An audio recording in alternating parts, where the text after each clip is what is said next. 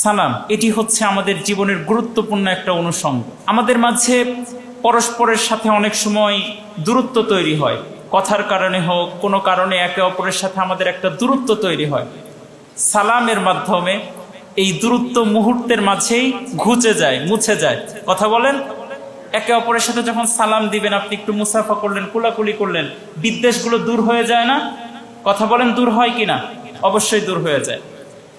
আমরা ছোটবেলায় যখন খেলতাম, কোনো মুরব্বী বসে আছে একসাথে, সেখানে বল চলে গিয়েছে, এখন বল নিয়ে আসবো কি করে বুঝতে পারি না, মুরব্বী মানুষ। আমরা গিয়ে আস্তে করে একটা সালাম দিতাম, যে সালাম দিলেই বুঝে ফেলতাম যে আর কোনো সমস্যা হবে না। এমন অসংখ্য ঘটনা ঘটেছে। সালাম এমন একটা বিষয়, আমাদের পরস্পরের মাঝে যেই দূরত্ব থাকে, পরস্পরের মাঝে যে ভুল বুঝাবুঝি থাকে, সালাম এটাকে পরিপূর্ণরূপে দূর করে দেয়।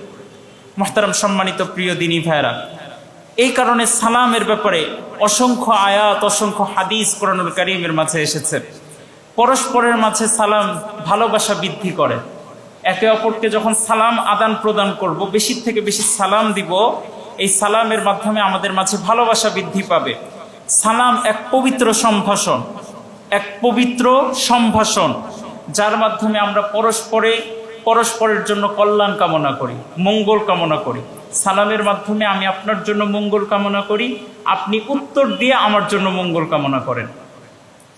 সালাম এমন এক পবিত্র এবং বরকতময় শব্দ, যার পবিত্রতা এবং বরকতে অসংখ্য কঠিন কাজ, দুঃসাধ্য কাজ খুব সহজেই হয়ে যায়। অনেক মানুষ আছে প্রচন্ড রাগী, আপনি কোনো একটা কাজে তার কাছে গিয়েছেন, কিভাবে কাজ করবেন এটা বুঝতে পারছেন না, আপনি গিয়ে সুন্দর মতো একটা সালাম দিবেন, দেখবেন যে খুব সহজেই কাজটা হয়ে যাবে। এটাই বাস্তবতা। যদি মুসলমান হয়, আপনি যদি সালাম দেন ভালো মতো, সুন্দর মতো, তার দিলটা নরম হবে কি হবে না বলেন তো? অবশ্যই হয়ে যাবে, দিলটা নরম হয়ে যাবে। মুহতারাম সম্মানিত প্রিয় দিনী ভাইরা, সালাম এটার মাধ্যমে আমরা একে অপরের জন্য মঙ্গল কামনা করি, একে অপরের জন্য আমরা কল্যাণ কামনা করি।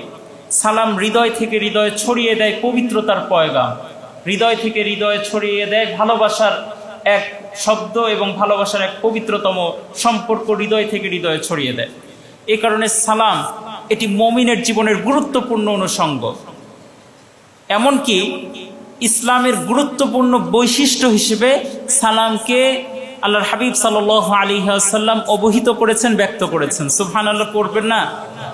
আল্লাহর হাবিব সাল্লাল্লাহু আলাইহি ওয়াসাল্লাম ইসলামের পবিত্র সম্ভাষণ এবং বরকতময় শব্দ সালামকে বলা হয়েছে ইসলামের সর্বোত্তম বৈশিষ্ট্য।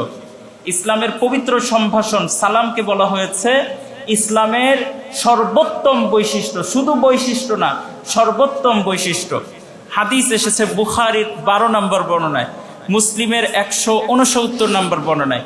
হযরত আব্দুল্লাহ ইবনে আমর ইবনুল আস রাদিয়াল্লাহু তাআলা আনহু আল্লাহর হাবিব বিশ্বনবী মুহাম্মদুর রাসূলুল্লাহ সাল্লাল্লাহু আলাইহি ওয়াসাল্লামকে লক্ষ্য করে জিজ্ঞেস করলেন, আন্না রাজুলান সাআলা রাসূলুল্লাহ সাল্লাল্লাহু আলাইহি ওয়াসাল্লাম। হযরত আমর ইবনুল আস রাদিয়াল্লাহু তাআলা আনহু বলছেন যে এক ব্যক্তি আল্লাহর হাবিব সাল্লাল্লাহু আলাইহি ওয়াসাল্লামকে লক্ষ্য করে জিজ্ঞেস করলো, ইয়া রাসূলুল্লাহ, ও ইয়া হাবিবাল্লাহ, আইয়ুল ইসলামি খায়রুন, ইসলামের কোন বৈশিষ্ট্যটা সবচাইতে উত্তম?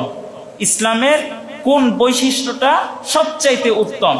আল্লাহর হাবিব বিশ্বনবী মুহাম্মদুর রাসূলুল্লাহ সাল্লাল্লাহু আলাইহি ওয়াসাল্লাম বললেন, তুতঈমুত তাআম, মানুষকে খাবার খাওয়ানো, এটা ইসলামের গুরুত্বপূর্ণ একটা বৈশিষ্ট্য। এরপরে আল্লাহর হাবিব সাল্লাল্লাহু আলাইহি ওয়াসাল্লাম বলছেন, ওয়াতাকরাউস সালাম আলা মান আরাফতা ওয়া মান লাম তা'রিফ, মুত্তাফাকুন আলাইহি। বুখারী মুসলিমের বর্ণনায় এসেছে হাদিসটা। আল্লাহর হাবিব বলছেন দ্বিতীয় যে বৈশিষ্ট্যের কথা সেটা হচ্ছে ওয়াতাকরাউস সালাম, সালাম প্রদান করা, সালাম দেওয়া, আলা মান আরাফতা, যাকে চিনো তাকেও সালাম প্রদান করো, ওয়া মান লাম তা'রিফ, যাকে তুমি চিনো না তাকেও সালাম প্রদান করো। এটাই হচ্ছে ইসলামের সর্বোত্তম বৈশিষ্ট্য। সুবহানাল্লাহি বিহামদি। ইসলামের সর্বোত্তম বৈশিষ্ট্য হচ্ছে সালাম প্রদান করা। সুবহানাল্লাহ পড়বেন না? সুবহানাল্লাহি বিহামদি।